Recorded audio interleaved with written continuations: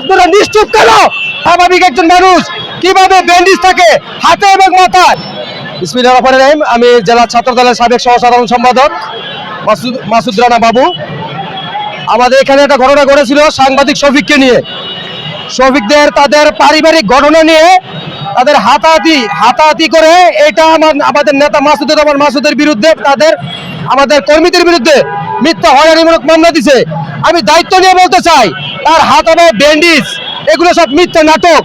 কারণ আমি নিজ চোখে দেখেছি তখন গাউসিয়া ফাঁড়ির সামনে যে তাকে কোনো হেনস্থা করা হয়নি।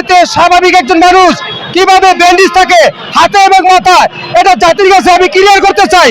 কারণ সে মিথ্যা নাটক সাজিয়ে যাতে আমাদের নেতা মাসুদ সে কোনো কমিটিতে না আসতে পারে, তার একটা দালাল চক্র আওয়ামীপন্থী সাংবাদিক একটা ভয়াবহ সিন্ডিকেট তৈরি করে নারায়ণগঞ্জ ছাত্রদলকে বিভ্রান্তি সৃষ্টি করে আমাদেরকে নারায়ণগঞ্জ ছাত্রদলকে মিথ্যা অপবাদ দিয়ে তারা ধ্বংস করতে চেয়েছে।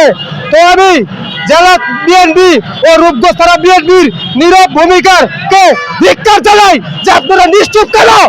আজকে নারায়ণগঞ্জ ছাত্রদল ধ্বংসের পথে।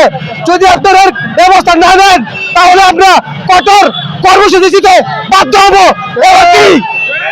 নারায়ণগঞ্জ প্রেস ক্লাব এবং রূপগঞ্জ প্রেস ক্লাব ঘেরাও করতে বাধ্য হবো।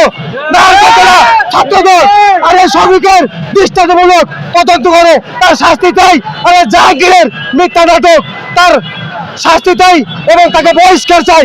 এবং এই রূপগঞ্জের প্রেস ক্লাবের সভাপতি আওয়ামী লীগের গাজীর অবৈধ সাংবাদিক অবৈধ দালাল এই আব্দুল আলিমকে অবিলম্বে বহিষ্কারের দাবি জানাচ্ছি ছাত্র দলের পক্ষ থেকে, জননেতা মাসুদ ভাইয়ের পক্ষ থেকে।